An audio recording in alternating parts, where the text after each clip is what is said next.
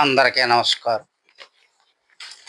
స్వీయ మోక్షం కన్నా లోకహితం మిన్న అని నిరూపించారు రామానుజాచార్యుల వారు. వేదార్థాన్ని ఉద్ధరించేదానికి భక్తి అనే అమృతాన్ని వర్ణ వివక్ష లేని విశ్వజనీన నిధిగా సర్వులకు పంచడానికి భగవంతుడు కేవలం నిర్గుణ నిరాకారుడు మాత్రమే కాదు, అనంత కళ్యాణ గుణ పరిపూర్ణుడు, ఆశ్రితవత్సలుడు అని చాటి చెప్పి జ్ఞానాన్ని భక్తితో అనుసంధానించి ముక్తిని సామాన్యుడి ముంగిటికి చేర్చడానికి సాక్షాత్ ఆ దేవదేవుడే, ఆదిశేషుడే శ్రీ రామానుజులుగా అవతరించారు. శ్రీ వైష్ణవధామమైన శ్రీ పెరంబదూరులో క్రీస్తు శకం 1017లో పింగళనామ సంవత్సరం చైత్రమాసం ఆర్ద్రా నక్షత్రాన ఆసూరి కేశవ సోమయాజి కాంతిమతీదేవి పుణ్యదంపతులకు రామానుజులు జన్మించారు.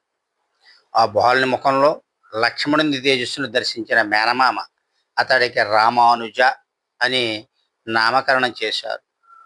చిన్నతనం నుండే రామానుజులలో అసాధారణమైన మేధస్సు, వినయం గోచరించేవి. ప్రాథమిక విద్య అనంతరం కాంచీపురంలో యాదవ ప్రకాశుల వద్ద వేదాంత విద్యాభ్యాసం ప్రారంభించారు. అయితే ఉపనిషత్తులకు యాదవ ప్రకాశకులు చెప్పే వ్యాఖ్యానాలు భగవంతుని దివ్య మంగళ స్వరూపాన్ని కించపరిచేలా ఉండడంతో రామానుజులు వాటిని తర్కబద్ధంగా ఖండించేవారు. రామానుజుల అపూర్వ ప్రతిభను చూసి యాదవ ప్రకాశకులు అసూయకు లోనయ్యేవారు. ఆయనను హతమార్చాలని కూడా కుట్రపన్ని కాశీయాత్రకు తీసుకువెళుతుండగా సోదరుడైన గోవిందుడి సహాయంతో రామానుజులు తప్పించుకుని కంచి వరదరాజస్వామి కృపతో తిరిగి కాంచీపురానికి చేరుకున్నారు. కాలక్రమంలో యాదవ ప్రకాశులే రామానుజుల శిష్యులుగా మారటం విశేషం. కాంచీపురంలో ఉన్నప్పుడు రామానుజులు కాంచీపూర్ణులను ఆశ్రయించారు. ఆయన వరదరాజస్వామి ఆజ్ఞాపించిన 6 సూత్రాలను గ్రహించారు. కాంచీపూర్ణులో వారు వరదరాజస్వామితో నేరుగా సంభాషించగల భక్తాగ్రేసరులు. రామానుజులు ఆయన ద్వారా వరదరాజస్వామి ఆజ్ఞాపించిన 6 సూత్రాలను గ్రహించారు. వర్ణ వ్యవస్థ కంటే గొప్ప భక్తి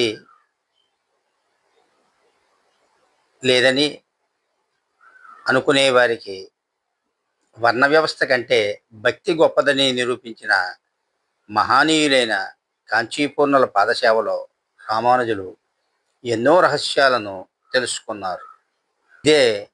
ఇదే వారి భవిష్యత్ సంస్కరణలకు పునాది వేసింది. మరోవైపు శ్రీరంగంలో ఉన్న యమునాచార్యులు రామానుజుల ప్రతిభను గుర్తించి వారిని తన వారసునిగా ఎంచుకున్నారు.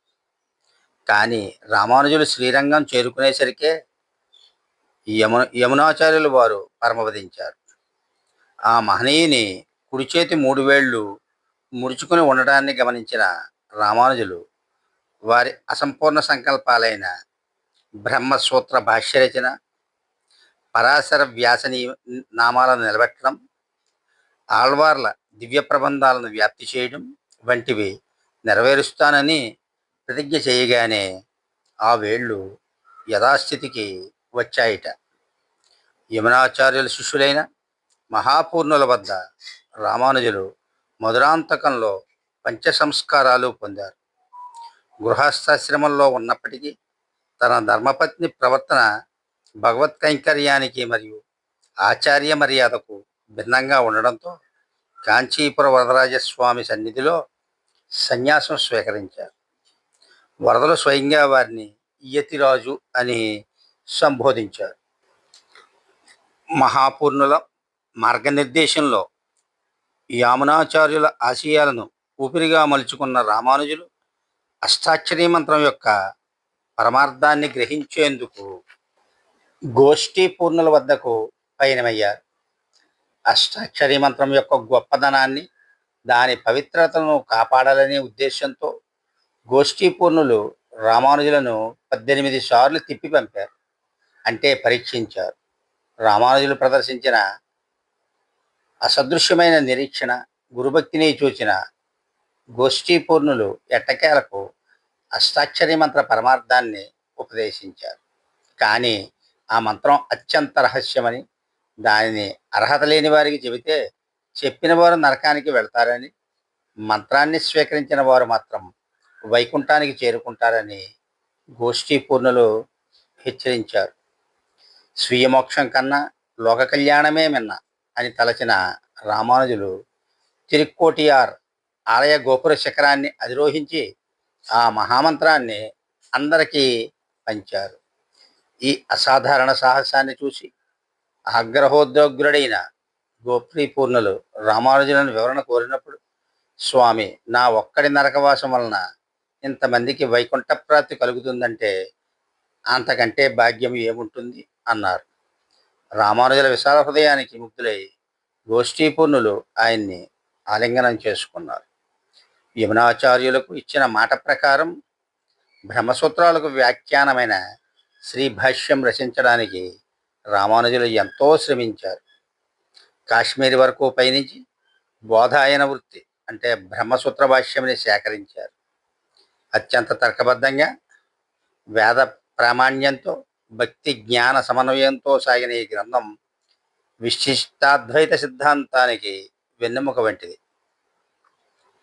కాశ్మీర్ పర్యటనలో విద్యాది దేవత అయిన శారదాంబ స్వయంగా ఈ భాష్యాన్ని మెచ్చి ఆశీర్వదించి వారికి భాష్యకారులు అనే బిరుదునిచ్చింది. శ్రీ భాష్యంతో పాటు రామానుజులు మరో 8 గ్రంథాలను కూడా రచించారు. ఇవన్నీ కలిపి శ్రీ వైష్ణవ సాంప్రదాయానికి నవరత్నాలుగా భాషించాయి. అనంతరం ఆయన దేశమంతటా పర్యటించి తన తర్కంతో, వేద ప్రామాణికతతో ప్రత్యర్థులను మెప్పించి విశిష్టాద్వైత సిద్ధాంతాన్ని సుస్థిరపరిచారు. ఈ ప్రయాణంలోనే వారు దేశంలోని ప్రధాన పుణ్యక్షేత్రాలను సందర్శించి అక్కడి ఆలయ వ్యవస్థల్లో అద్భుత సంస్కరణలను ప్రవేశపెట్టారు. రామానుజుల శిష్యుకోటిలో కురేశం స్థానం అద్వితీయం. దురభిమాని అయిన చోళరాజు రామానుజులను బంధించాలని చూసినప్పుడు గురువును రక్షించడం కోసం కురేశులు తన కళ్ళను సైతం త్యాగం చేసిన ఘట్టం అతడి అనన్య గురుభక్తికి అద్భుత నిదర్శనం. అలాగే అందం కోసం అర్రులు చాచే ధనుర్ధాసుడిని దరిచేర్చుకుని పరమాత్మ దివ్య మంగళ విగ్రహంలోని నేత్ర సౌందర్యాన్ని చూపి అతడిని ఒక మహోన్నత భక్తియోగిగా మార్చారు. అది చూసిన ఇతర శిష్యులు విస్మయానికి లోనైనారు. క్రిమికంఠుడు అనే చోళరాజు వైష్ణవులను వేధిస్తున్నప్పుడు సంప్రదాయాన్ని రక్షించడానికి రామానుజులు శ్రీరంగాన్ని వెడాల్సి వచ్చింది. ఈ కష్టకాలంలో వారు కర్ణాటకకు చేరుకున్నారు. అక్కడి రాజు సహాయంతో రామానుజులు యాదవాద్రి అంటే మేలుకోటేలో మహత్తరమైన వైష్ణవ కేంద్రాన్ని నిర్మించారు. యాదవాద్రిలో మట్టిలో కూరుకుపోయిన తిరునారాయణ స్వామి విగ్రహాన్ని రామానుజులు వెలికి తీశారు. ఢిల్లీ సుల్తాన్ వద్ద ఉన్న చెల్వపిళ్ళై విగ్రహాన్ని తిరిగి తెచ్చిన వైనం ఒక అద్భుతం. అక్కడ అణగారిన వర్గాలకు చెందినవారు తనకు చేసిన సహాయానికి గుర్తింపుగా వారికి ఆలయ ప్రవేశం కల్పించి వారిని తిరుకులత్తార్ అంటే లక్ష్మీదేవి వంశీయులు అని సంబోధించి ఓ గొప్ప సామాజిక సంస్కరణకు నాంది పలికారు. రామానుజులు కేవలం సిద్ధాంతకర్త మాత్రమే కాదు, మేటి కార్యనిర్వాహకులు కూడా. శ్రీరంగం, తిరుమల వంటి అనేక పుణ్యక్షేత్రాలలో అర్చనాది కైంకర్యాలను క్రమబద్ధీకరించి దేవాలయాలకు ఆధ్యాత్మిక చైతన్య కేంద్రాలుగా తీర్చిదిద్దారు. శ్రీ వైష్ణవ సిద్ధాంతాన్ని భావితరాలకు అందించడానికి 74 మంది సింహాసనాధిపతులను నియమించి సిద్ధాంత ప్రచార బాధ్యతలు వారికి అప్పగించారు. సామాన్యులకు కూడా అందుబాటులో ఉండేలా భక్తి మార్గాన్ని విస్తరించడంలో ఈ సింహాసనాధిపతులు కీలక పాత్ర పోషించారు. వీరి ద్వారానే విశిష్టాద్వైత మకరందం నేటికి మనందరకు అందుతోంది. 120 వసంతాల పాటు ఈ ధరణిపై భక్తి సుగంధాలను వెదజల్లిన ఆ మహావృక్షం తన మూలమైన పరమాత్మ పాదాల చెంతకు చేరుకోవడానికి సిద్ధమైంది. తమ అవతార కార్యం పూర్తయిందని గ్రహించిన రామానుజులు శిష్యులను దరిచేర్చుకుని తమ హృదయసారమైన చర్మ సందేశాలను అందించారు.